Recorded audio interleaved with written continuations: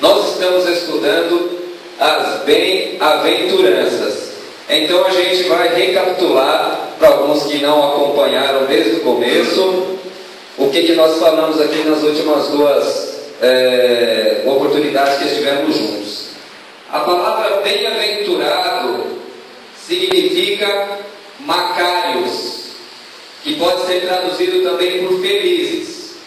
Então, aqui está a lista de Deus, a lista do reino de Deus, para pessoas que podem ser chamadas de felizes, segundo aquilo que Deus pensa a respeito dessa pessoa. Então, bem-aventurado significa felizes. Se você contar aí na lista, nós temos 8 características de alma, características interiores que uma pessoa deve ter diante do Senhor. Ou seja, eu tenho dito aqui, não basta você ter somente uma dessas características, não basta a pessoa ser humilde de espírito e não ser mansa, não basta a pessoa ser mansa e não ser limpa de coração, não basta ela ser limpa de coração e não ser pacificadora. É como fruto do Espírito, a bem-aventurança é como fruto do Espírito. Ou você tem todas ou você não tem nenhuma, porque são as características dos bem-aventurados diante do Senhor. São dons espirituais, são características espirituais que somente uma pessoa que nasceu de novo pode ter em seu ser. Então, o desejo que você deve ter no seu coração é de ter todas essas características espirituais descritas nas bem-aventuranças. Não basta ter uma e esquecer nas demais. É um pacote que você compra inteiramente, porque é uma palavra que foi dita pelo nosso Senhor. E é o início do Sermão do Monte, que é a regra ética, a regra moral, as regras, os mandamentos de Deus interpretados por Jesus Cristo, para que nós, como discípulos, possamos viver. Então, o Sermão do Monte é um sermão que você deveria ler, eu e você deveríamos ler pelo menos uma vez por mês e nos analisar à luz do Sermão da Montanha, porque ali está descrito o modo como um cristão deve viver, o modo como um discípulo de Jesus deve viver, porque o reino de Deus consiste em obedecer às palavras de Jesus Cristo, o nosso Senhor. E nós falamos já sobre os humildes de espírito. Nós vimos que os humildes de espírito são aqueles que são dependentes de Deus, aqueles que se consideram dependentes da comunidade e aqueles que se consideram servos de todos. Esses são os humildes de espírito. E depois nós estudamos os bem-aventurados, os que choram, aqueles que choram o seu sofrimento diante de Deus, aqueles que choram de arrependimento pelos seus pecados e aqueles que choram pelos perdidos e pelos necessitados. E hoje nós vamos estudar a bem-aventurança que está no capítulo 5, versículo 5, que é: bem-aventurados os mansos, porque eles herdarão a terra. E agora nós vamos pensar aqui, o que é ser manso? O que é ser manso?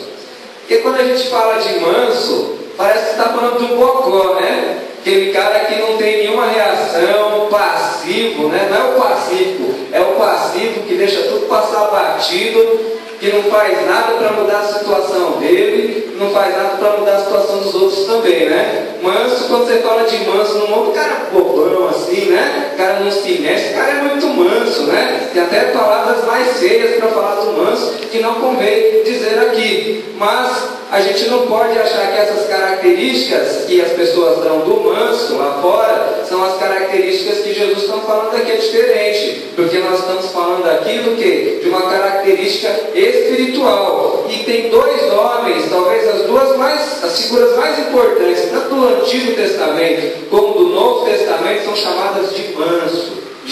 Por exemplo, os irmãos precisam abrir, mas Moisés, ele é chamado de manso na Bíblia. Em Números 12, 3, diz assim, que Moisés era muito manso, que era o homem mais manso que existia na face da terra. Quer dizer, Moisés, aquele Moisés que libertou o povo do Egito, aquele Moisés que mandou as 10 pragas, né, por ordem de Deus, aquele Moisés que deu os mandamentos, ele era chamado o homem mais manso na face da terra. Então Moisés, ele pode ser tudo, menos um passivo, né, menos um bobão, menos um gogó. E Jesus também, ele se autodenomina como manso. Em Mateus 29 diz assim: tomai sobre vós o meu jugo e aprendei de mim, porque sou manso e humilde de coração, e encontrareis descanso para as vossas almas. Jesus é manso, né? Ele é bonzinho, ele fez um chicote ali, estralou, o chicote estralou, ele expulsou todo mundo do templo porque estava fazendo coisas que não devia, né? Então olha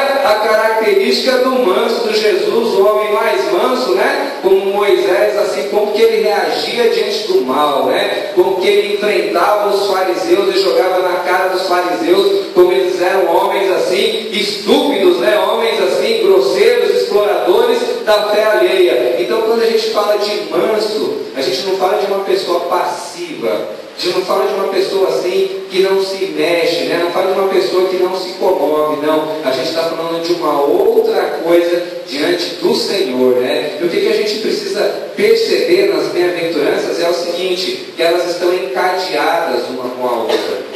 Assim, a primeira bem-aventurança é a humildade de espírito. Você reconheceu que você é pecador e necessário, né? Que necessita de Deus. Quando você reconhece isso, o que acontece? Você cai na segunda bem-aventurança, você chora. Você chora por seus pecados, chora pela vida de outras pessoas também, mas o que é bonito na Bíblia é assim, que Deus um dia enxugará toda lágrima, né? O próprio Jesus enxugará toda lágrima, né? Não haverá mais dor e não haverá mais sofrimento. Agora é momento de chorar, mas chegará um dia que o Senhor enxugará todas as nossas lágrimas.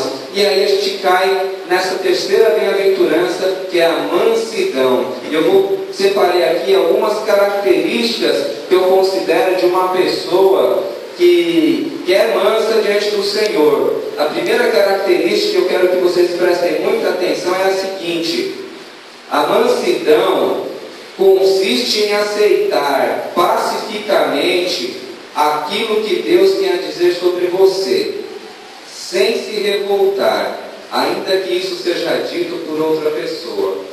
Eu vou dizer novamente: a mansidão consiste em aceitar pacificamente aquilo que Deus tem para dizer sobre a sua e a minha vida, sem se revoltar, ainda que isso seja dito por outra pessoa.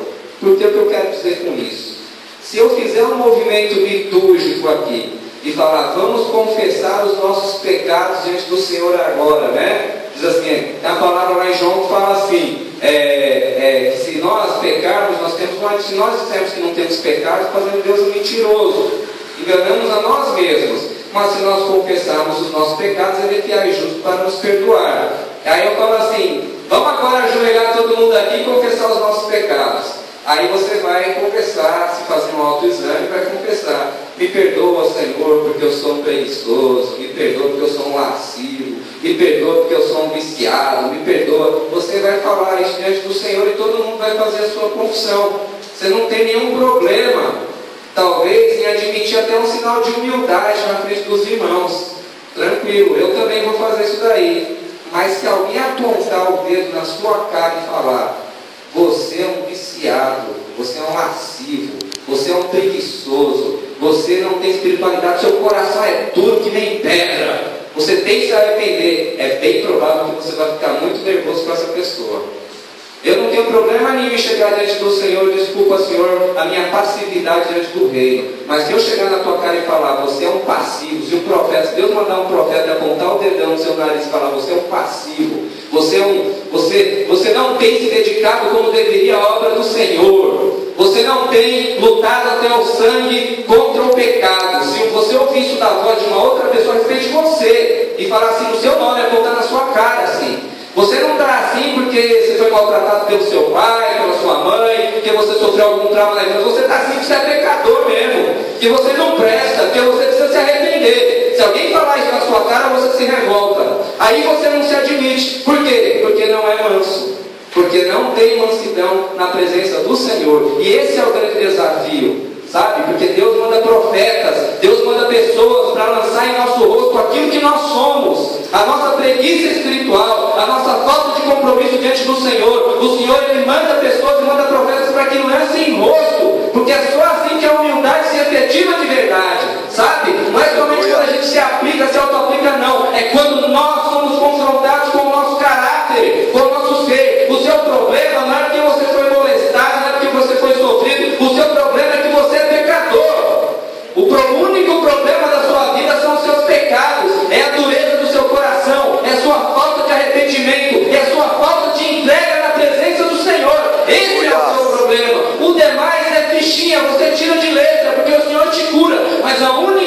que o Senhor não pode atuar é se você não se arrepender dos seus pecados.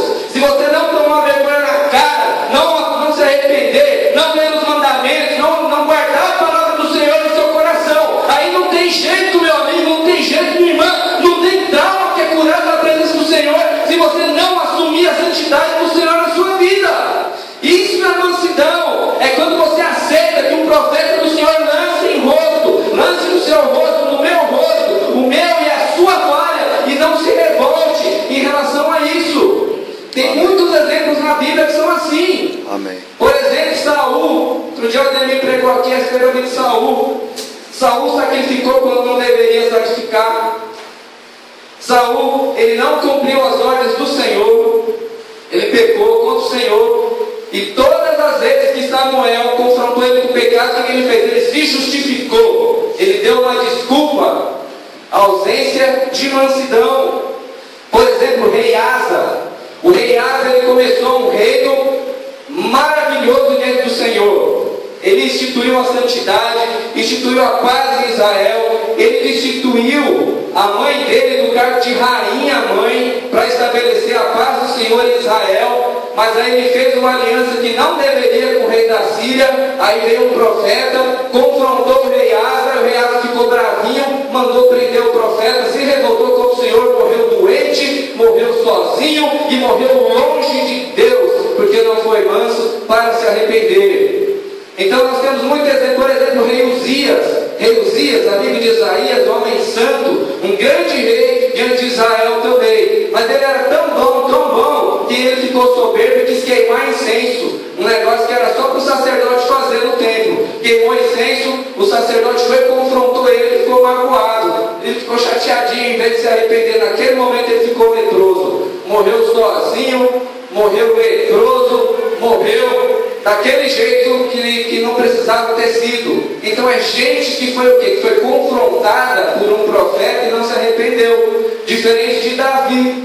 Davi, por exemplo, ele foi um assassino, ele foi um adúltero, né? Quando ele devia estar na guerra, ele estava descansando, ele viu pela janela aquela mulher bonita lá, mandou trazer a Betseba, forçou ela a se deitar com ele, não sei se forçou, porque ela não podia dizer não, porque era o rei que estava chamando, enquanto o soldado dele, um dos mais fiéis, um dos valentes dele, estava na guerra. A menina engravidou, ele mandou chamar o cara para ver se o cara não passasse uma noite com a Betseba lá, para falar que o filho era dele, para tentar se safar. Aí o cara era tão nobre que ele falou: enquanto meus camaradas estão na guerra, eu não vou ficar, não vou deitar com a minha esposa não, enquanto meus amigos estão lá morrendo, dando sua vida pelo Senhor, pelo reino. Ele não se deitou. E aí Davi, quer dizer, era mais uma chance dele se arrepender, não, ele manda o cara para frente de batalha, e quando ele vai lá na frente de batalha, ele manda os capitães dele, Joabe, recuarem para que Urias morresse, e ele morreu mesmo. E aí depois ele é confrontado pelo profeta Natan.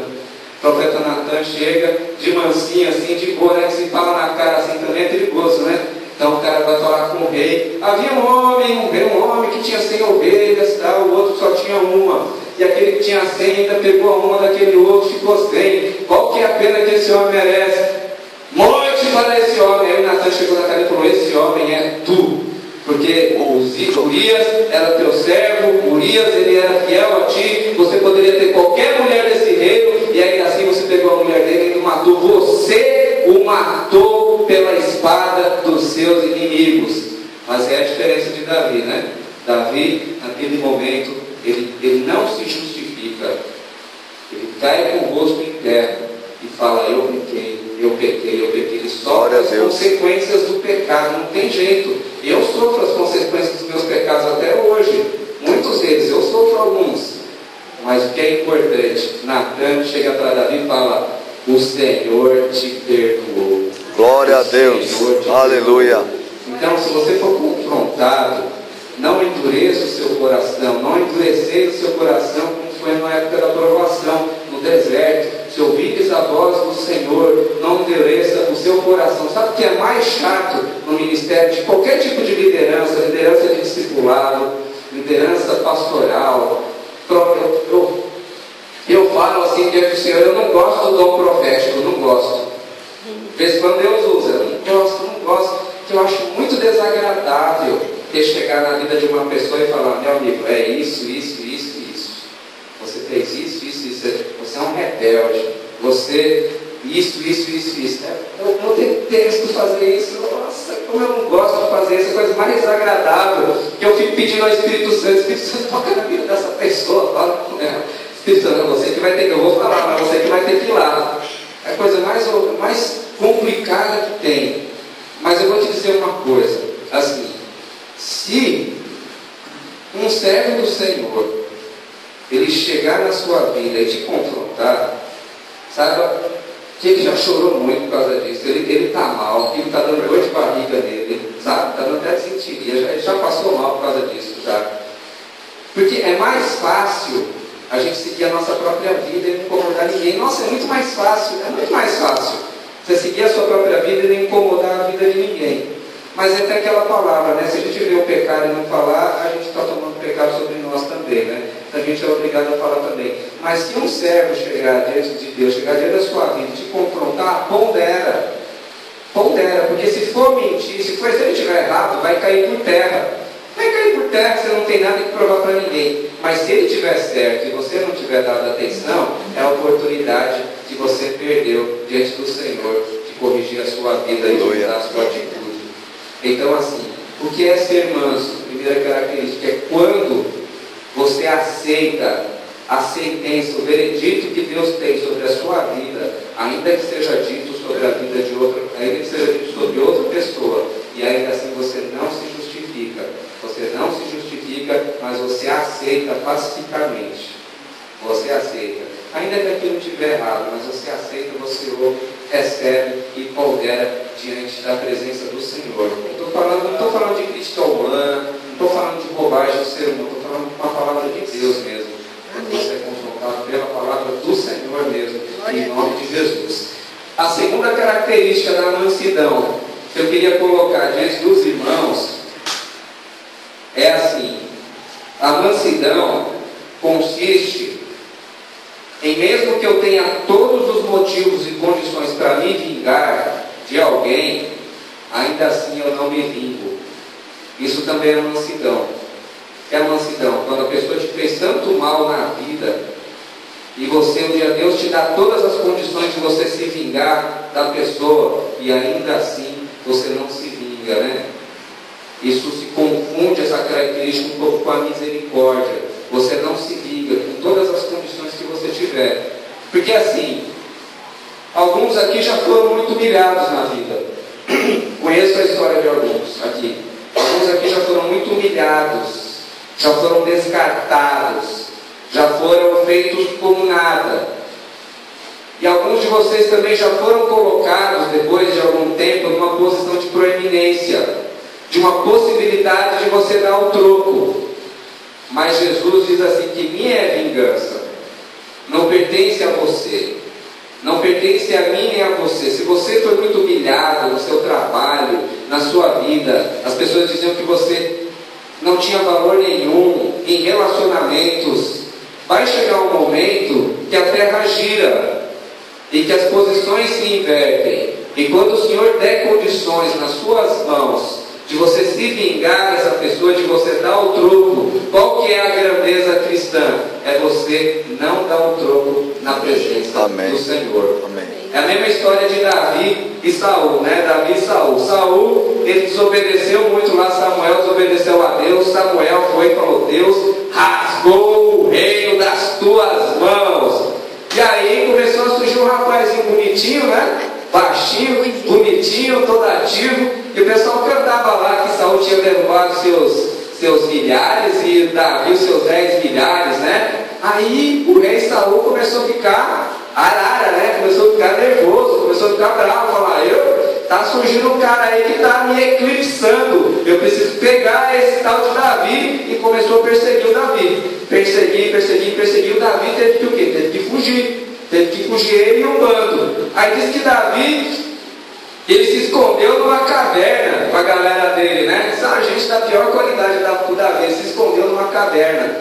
E aí o Saul, diz que o Saul deu aquele problema que muita gente tem lá em Betânia, né? Deu piriri no Saul, deu dor de barriga. Ele ficou com vontade.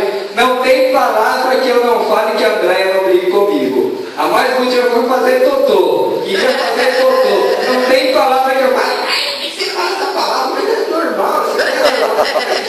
Fazer totozinho. Era o mais bonitinho que eu achei. E o Saul, o que ele fez? Ele entrou numa caverna, né? Ele entrou numa caverna que era a caverna que Davi estava dormindo junto com seus amigos.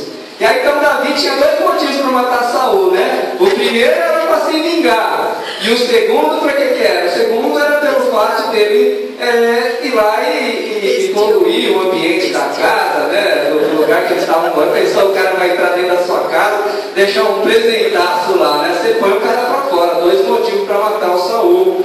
Mas aí Davi, os amigos de Davi falam para Davi assim, que ele deveria reagir, que ele deveria matar Saul naquele momento, e Davi, ele se nega a fazer isso. Davi, ele corta um pedaço da roupa de Saul, ele corta um pedacinho da roupa de Saul, e aí, quando Saul sai da caverna, Davi, ele sai atrás e mostra assim, olha Saul, eu poderia ter te matado, eu poderia, mas isso eu estou fazendo para provar para o Senhor que eu não sou o seu inimigo, que eu não sou seu inimigo. A gente aprende aqui uma importante lição, né? Não importa se a pessoa te persegue, não importa se a pessoa ela fala mal de você, ela tinha um cargo de rei, o Saul, ainda assim Davi, ele não se revoltava nem no sentido pessoal de matar o Saul e nem no sentido vocal mesmo, né? Nem no sentido vocal. Davi era um homem justo que não se vingou diante de Saul, ainda que tinha todos os motivos para fazer. E isso se estende da vida de Davi para os descendentes de Saul também. Então, uma história muito bonita que mostra o quê? Que não importa o quanto nós sejamos humilhados, não importa o quanto nós somos humilhados diante do Senhor, não se vingue, não se vingue. É uma palavra que eu costumo dizer para pessoas, para casais que se separam, muitas vezes, né? O seu filho, a sua filha, ele não pode entrar no meio da briga do casal, não pode entrar, não use o seu filho como motivo de vingança em cima do outro, ainda que você tenha sido traído, ainda que você tenha sido magoado, deixado de lado, você não pode usar o seu filho como trampolim para a sua vingança e para a sua mágoa, senão você vai deixar o seu filho e sua filha doente também. Você tem que proteger, porque a briga que existiu entre você e o seu cônjuge é sua e dele, não pertence à criança, por isso você deve proteger, você deve guardar essa criança. Nenhuma vingança é boa. Qual que é o contrário de mansidão? O contrário de mansidão é ira, é vingança, né? É uma coisa ruim. Então você deve manter a sua mansidão na presença do Senhor, em nome de Jesus. E a terceira característica da mansidão, e última, que eu quero compartilhar com os irmãos. Sobre essa questão da não vingança, a gente tem muita história na Bíblia, né? História de José do Egito, né? O próprio Jesus mesmo falou que se ele quisesse, os anjos vinham, arrebentavam com tudo, ele não se vingou também. Temos muitos exemplos na Bíblia. É difícil, mas ao cristão não é dado a vingança, né? Nós temos que dar a face ao que nos ferem, como diz Jesus no Sermão da Montanha. Amém. E a terceira característica da mansidão que Jesus nos ensina é que a mansidão consiste em ter um coração maleável para ser moldado segundo Deus. Coração maleável e aceitar a vontade do Pai sobre a sua vida. É ter um coração maleável. O Salmo 32 diz assim: não seja como o cavalo ou a mula, sem entendimento, os quais com freios e cabrestos são dominados, de outra sorte não te obedecem. Deve doer colocar aquele negócio assim, né? Você quer ir para uma direção, Deus vai lá e te puxa para outra direção, né? Você está indo para uma direção, Deus te puxa para outra direção. Tem que puxar você, porque você é duro, né? Nós somos duros. E se Deus amar a sua vida, Ele há de amar, você vai sofrer diante da presença do Senhor, se você não tiver um coração maleável diante do Senhor. O problema do mundo, o que é o problema do mundo? É a independência de Deus. As pessoas, elas querem ser o quê? Querem ser independentes do Senhor. Elas não querem submeter a sua vontade à vontade de Deus. Elas são duras.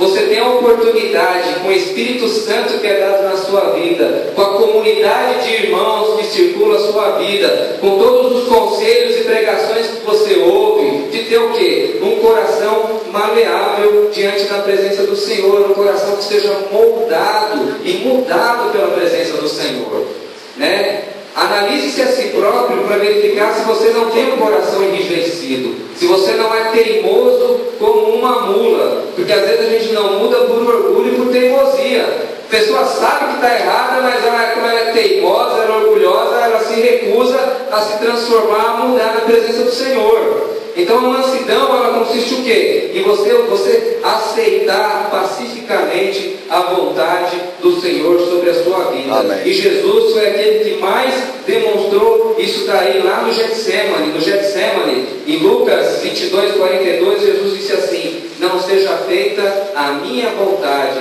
mas seja feita a tua vontade.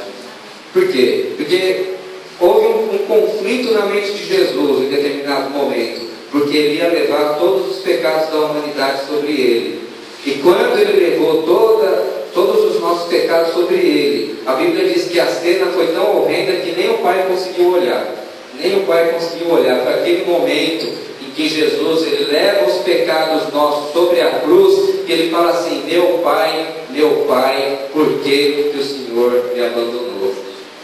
Então Jesus disse: se possível, afasta de mim esse cálice, mas não seja feita a minha vontade, mas seja feita a tua vontade. Isso é mansidão diante do Senhor. É aceitar pacificamente a vontade do Senhor sobre nossas vidas e ter um coração tratável, maleável, ensinável. Todas as vezes que você endurece o seu coração para a correção do Senhor, você corre um risco. Nós corremos um risco. Qual é esse risco?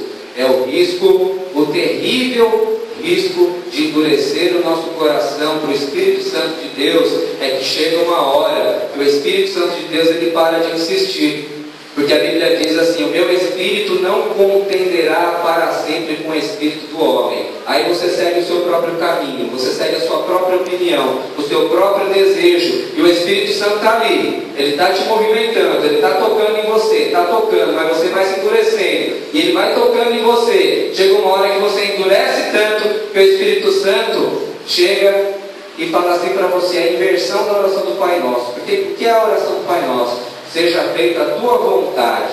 A gente fala para o Pai. Essa é a melhor coisa que um ser humano pode dizer para Deus. Sabe qual é a pior coisa que Deus pode dizer para um ser humano? Seja feita a tua vontade. Seja feita a tua vontade. Faça do jeito que você quiser. Essa é a pior coisa que Deus pode te dizer. É assim? Faça, viva como quiser. Então faz o que você quiser. É a pior coisa. Porque para a gente se enrolar, é só o Senhor tirar o Espírito Santo dele. Ele tira o Espírito e fala: então vive do jeito que você quiser.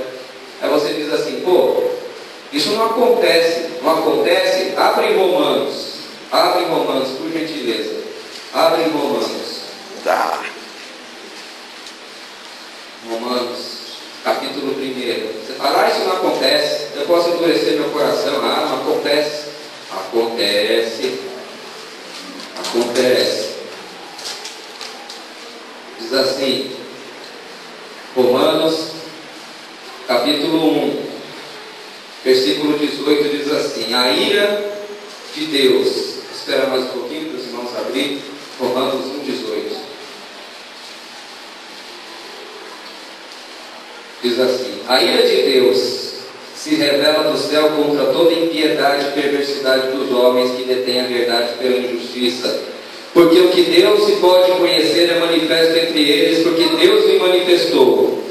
Porque os atributos invisíveis de Deus, assim o seu eterno poder, como também a sua própria divindade, claramente se reconhecem desde o princípio do mundo, sendo percebidos por meio das coisas que foram criadas. Tais homens são por isso indesculpáveis. Ou seja, ninguém tem desculpa, nem o crente nem o incrédulo. que ele está falando dos gentios, porquanto tendo conhecimento de Deus, não o glorificaram como Deus, nem lhe deram graças, antes se tornaram nulos em seus próprios raciocínios, obscurecendo-lhes o seu coração insensato, inculcando-se por sábios, se tornaram loucos, e mudaram a glória do Deus incorruptível em semelhança e imagem de homem corruptível, bem como das aves, quadrúpedes e répteis. Aqui falando da idolatria. Aí no versículo 24 diz assim: por isso Deus entregou tais homens à imundícia, pelas concupiscências dos seus próprios corações, para desonrarem os seus corpos entre si, pois mudaram a verdade de Deus em mentira, adorando e servindo em lugar do Criador, o qual a criatura em lugar do Criador, o qual bendito eternamente. Amém. Olha o 26. Por causa disso os entregou Deus às paixões infames, porque até as suas mulheres mudaram o modo natural de suas relações íntimas por outro contrário à natureza. Versículo 28. E por haverem desprezado o conhecimento de Deus, o próprio Deus os entregou a uma disposição mental reprovável para praticarem coisas inconvenientes. Então aqui está falando dos gentios que tinham uma revelação natural de Deus. Mas assim também pode acontecer na vida do povo de Deus, né? Como aconteceu no deserto com aquele povo que rejeitava a correção da parte do Senhor. E a pior coisa que Deus pode dizer para mim e para você: não vai por esse caminho. Você quer sair de casa? Quer pegar a parte da sua herança e gastar? Pode ir. Porque quando você faz isso, quando a gente faz isso, a gente entrega os nossos próprios pensamentos e vontades, a gente se enrola mesmo. Então não seja, novamente, como disse o salmista, não seja como um cavalo, né? Não seja como uma mula que precisa ali de cabresto, né? Não seja assim, não seja teimoso como uma mula, mas seja leve como uma pipa, como disse uma vez, né, o pastor lá na igreja lá, seja leve como uma pipa, para que o Espírito do Senhor possa soprar sobre a sua vida e você voar. E você voar de acordo com a presença do Senhor, de acordo com o Espírito Santo do Senhor. Amém? Agora sim, no final ele diz assim: bem-aventurados os mansos, porque herdarão a terra. O que significa esse negócio de herdar a terra? Né? Tem algumas passagens que eu quero compartilhar com os irmãos, que elas são muito interessantes a respeito desse assunto, né? Herdar a terra. Existe um aspecto presente e um aspecto futuro nessa questão de herdar a terra. É muito profunda e eu não tenho como explicar isso. Mas assim, de algum modo, a terra, essa terra aqui pertence aos mansos.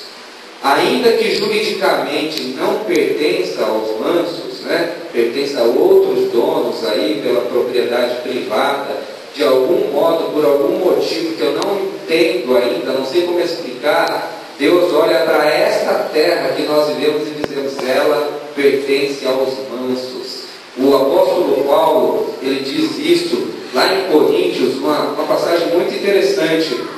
Ele diz assim, em 1 Coríntios 3, de 21 a 23, ele diz assim: portanto, ninguém se glorie nos homens, porque tudo é vosso.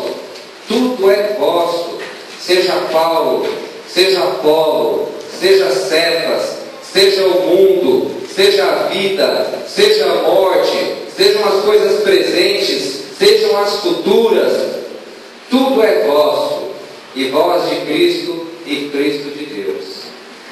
Então, por algum motivo que eu não sei explicar ainda, Deus olha para essa terra, para esse mundo, para tudo que existe e fala: é tudo de vocês.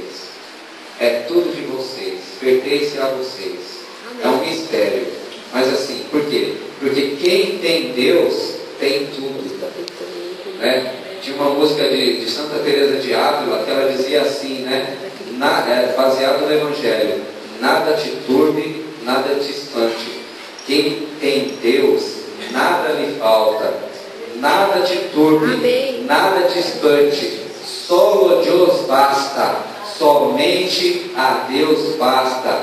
Quem tem a Deus, tem a tudo. Amém. E Deus tem uma herança maravilhosa para os seus filhos. A terra pertence aos mansos, aos humildes de coração. Tudo é vosso, o pastor é vosso, a igreja é vossa, o Espírito Santo é vosso, o Cristo é vosso, o sangue de Cristo é vosso, a palavra do Senhor é vossa, a bênção do Senhor é tua, te pertence. Por isso seja manso na presença do Senhor, porque tudo é vosso. Não despreze essa herança na presença do Senhor, de um jeito maravilhoso, impossível de se descrever. Deus, de algum modo, Ele olha para essas coisas e fala: é vosso, é teu, te pertence. Aquilo que para Josué foi só uma promessa, aonde você colocar a planta dos teus pés é teu, na sua vida já é uma realidade, já é tua. Por quê? Porque Deus inteiro foi dado por ti e para ti, para que todas as coisas possam ser suas, porque se Deus já deu o melhor, já deu o Cristo, já deu aquilo que era melhor, quanto mais o resto?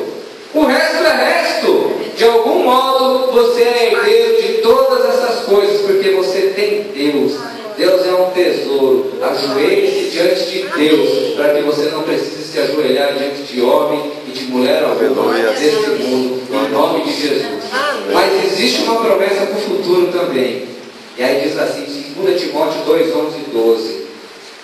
Isso é maravilhoso. Fiel é esta palavra, que já morremos com Ele, também viveremos com Ele. Se com Ele perseverarmos, com Ele reinaremos. Com Ele reinaremos. Eu não sei explicar isso, mas a Bíblia diz que te será dado coroa, que uma coroa te espera, que você reinará com Ele, se você perseverar com Ele. Se você já morreu com Ele, né? Foi sepultado pelo batismo, unido da morte de Cristo. E se a partir desse momento você só vive para Jesus, se você faz tudo para Cristo, se você acorda para Jesus, se você se casa e se dá em casamento para Jesus, trabalha para Jesus, se você respira por Jesus, se você vive para Ele, se você entendeu o discipulado do Evangelho, o Evangelho é isso. Jesus nos comprou para que nós sejamos dele para sempre. Você pertence a Ele para sempre. Se você entendeu isso na sua cabeça, não tem angústia, não tem dor, não tem mal que te pegue. Porque você não pode temer aquele que pode destruir o corpo, mas sim aquele que pode destruir o corpo e mandar a alma para o inferno.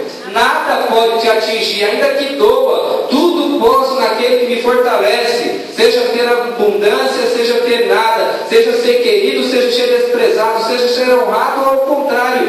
Tudo posso naquele que me fortalece. E se você perseverar, a palavra diz, você vai reinar com Jesus.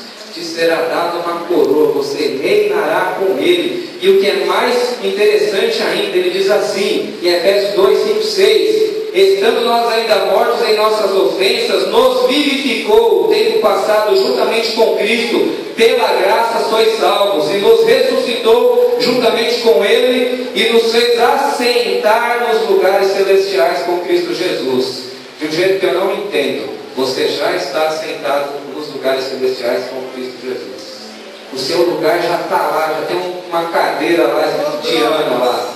Tem uma cadeira lá escrito Diana, tem uma cadeira lá escrito Marta, Ricardo. Se você não se sentar lá, ninguém vai se sentar no seu lugar, porque o lugar é teu. Jesus diz, na casa do meu Pai as muitas moradas. Olha como ele é trabalhador. Diz que ele está construindo casas, construindo moradas para nós lá, porque Cristo é nosso, e Cristo é de Deus, e tudo é nosso também, em nome de Jesus. E aí outra passagem que Paulo escreve para os Coríntios, que é uma coisa fabulosa. Ele diz assim, quando eles estão com um problema de julgamento entre eles lá, ele fala assim, ou não sabeis que os santos irão julgar o mundo?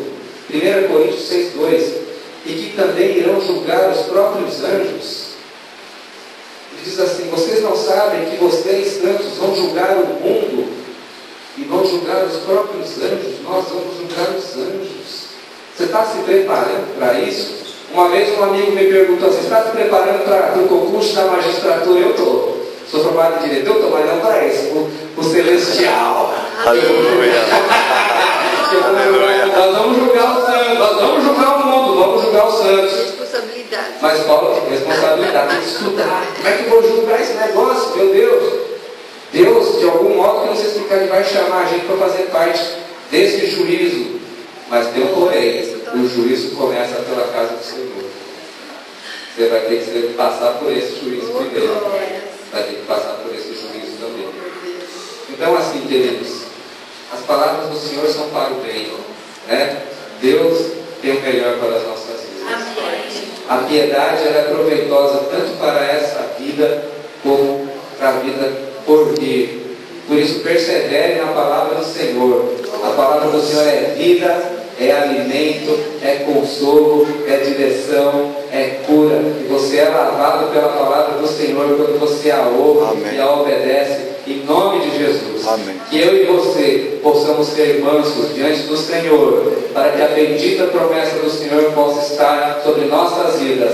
Bem-aventurados os mansos, porque eles herdarão a terra. Em nome de Jesus. Amém. Louvado seja Cristo. Louvado seja Glória a o Deus. Senhor. Glória. Vamos orar ao Senhor. Abaixa a sua cabeça, fecha os teus olhos.